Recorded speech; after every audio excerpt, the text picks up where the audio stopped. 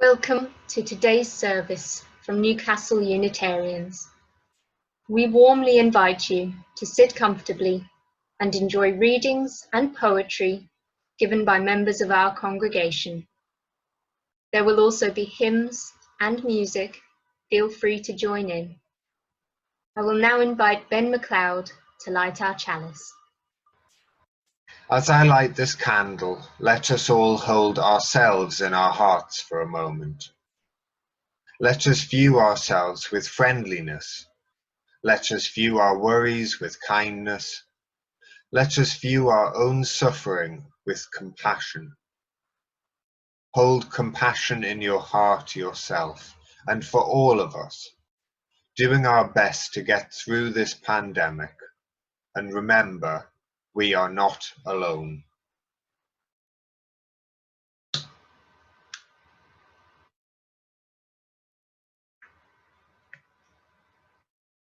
Today we are going to explore resilience and perseverance, developing the skills and strength to face adversity.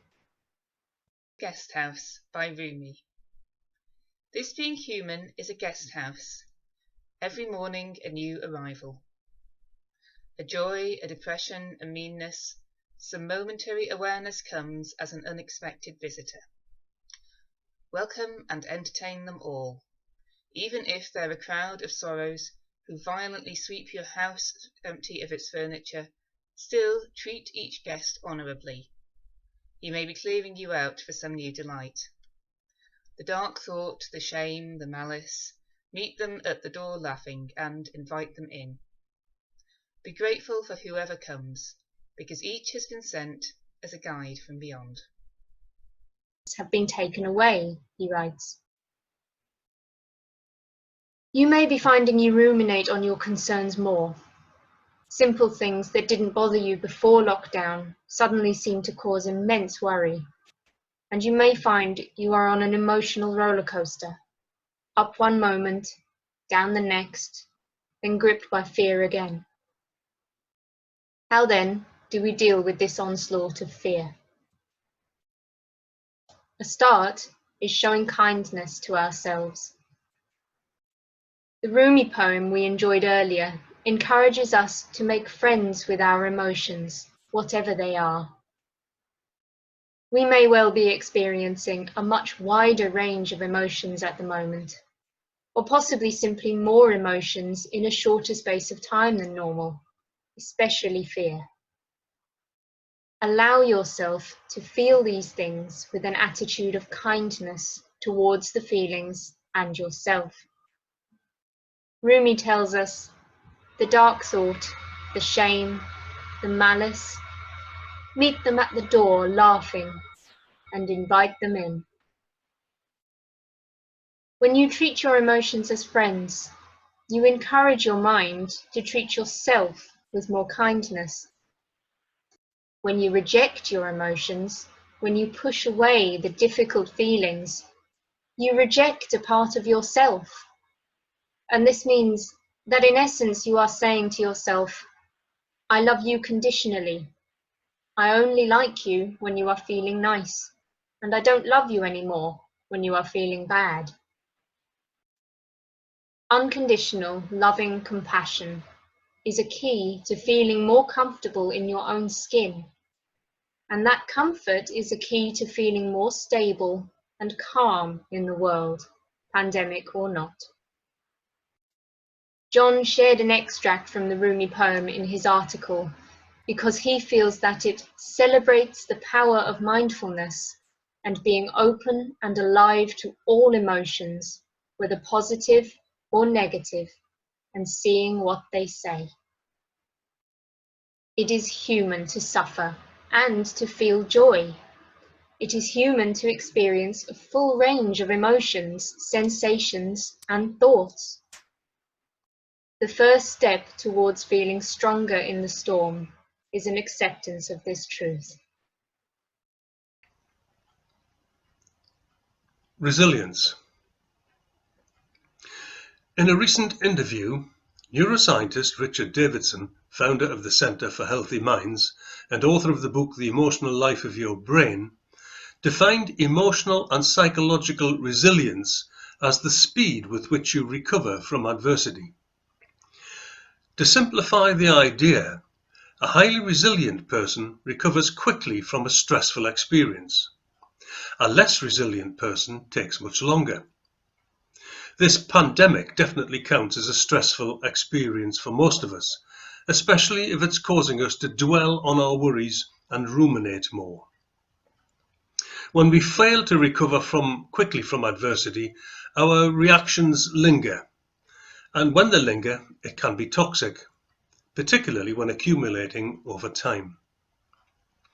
Resilience doesn't involve having a blunted response to stress. In fact, it's quite appropriate to respond to challenges and threats. It would be abnormal to not show a stressed response. When we talk about resilience, we're not talking about diminished response to stress, but rather experiencing a stress response and then recovering more rapidly, bouncing back to a place of stability and calm more quickly.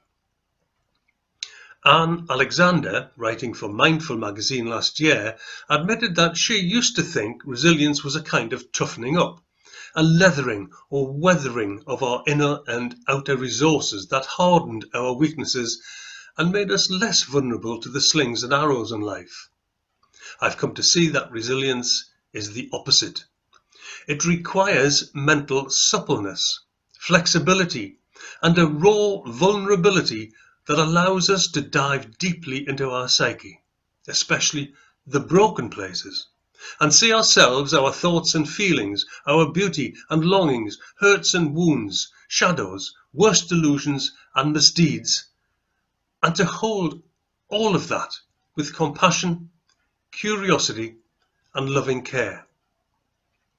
For example, if you have a stressful conversation with someone early in the morning, to what extent do those stressful feelings influence the rest of your day? Do they bleed over into your other activities, or do you recover and move on? The less it colours your experience for the rest of the day or beyond, the greater your psychological resilience. It's been found in the last few years that the speed with which your body and mind recover from adversity are linked, meaning if your brain is slow to recover from some sort of stress, your bodily systems will also recover more slowly. Mental resilience does have physical health consequences. When a stressful challenge occurs, stress hormones are secreted from the adrenal glands. Cortisol should be released in the moment for the fight, flight, freeze response.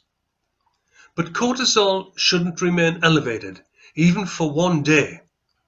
So, if you've had a challenge in the morning, if you fail to recover in response to these kinds of challenges, these are associated with detrimental physical health consequences. Rumination, or dwelling on things, is in itself a cause of stress in the mind and body.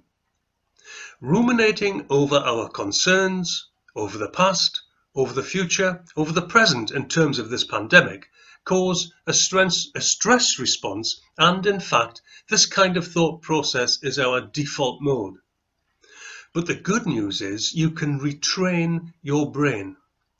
Resilience is like a muscle, and you can strengthen it.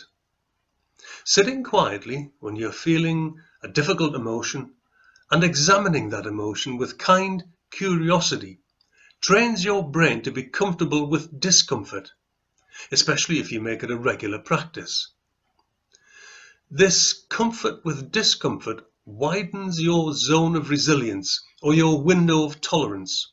You lean into your uncomfortable feeling for a time and you learn to recognize rumination and fear for what it is, just a load of thoughts. And an important life lesson is you are not your thoughts. As a human being, you have thoughts, you have feelings, but they are not you.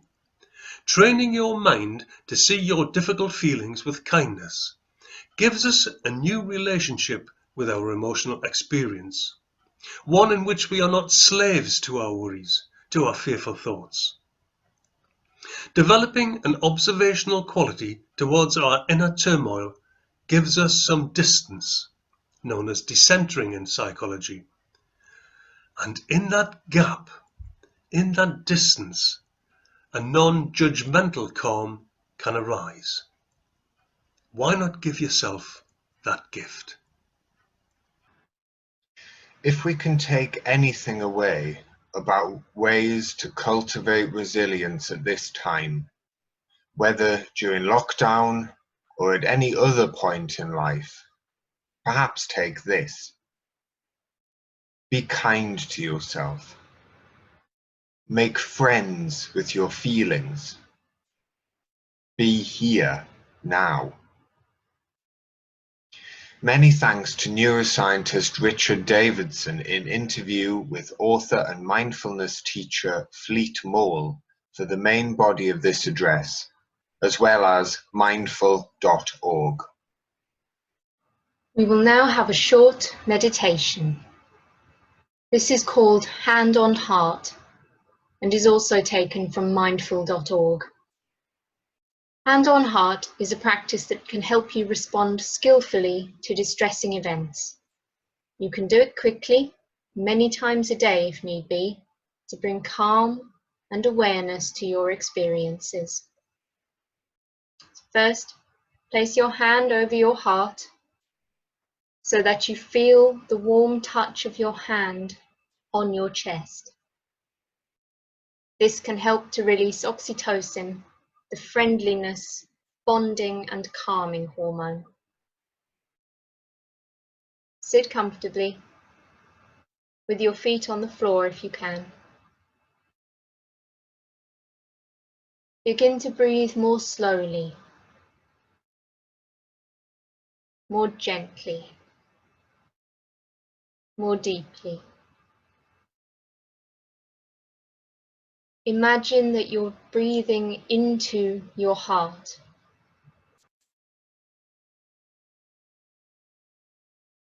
Recall a moment when you felt safe, loved, and cherished by another human being. Not the entire relationship, just recall one moment. This could be a moment with a spouse, a parent, a child, a friend, therapist, a teacher, even a beloved pet.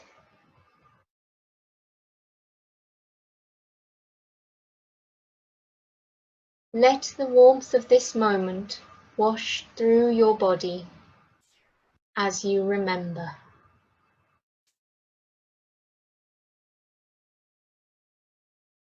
Savor this feeling.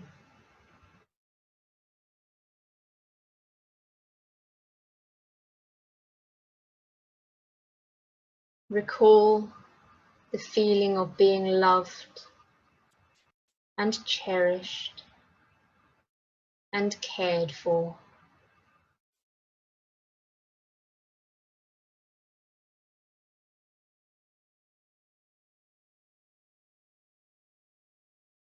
When you are ready, come back and reflect on any shift you felt in your body or in your heart from this practice. We must not hope to be mowers and to gather the ripe gold ears unless we have first been sowers and watered the furrows with tears. It is not just as we take it, this mystical world of ours. Life's field will yield as we make it. A harvest of thorns or of flowers. Perseverance by Goethe. We cannot escape difficulty, struggle and suffering. It is part of being human. And being resilient isn't simply the ability to bounce back, but is also the ability to pass through hardship and grow into a more mature, strong and adaptable human beings through the experience. A Japanese proverb states that the bamboo that bends is stronger than the oak that resists.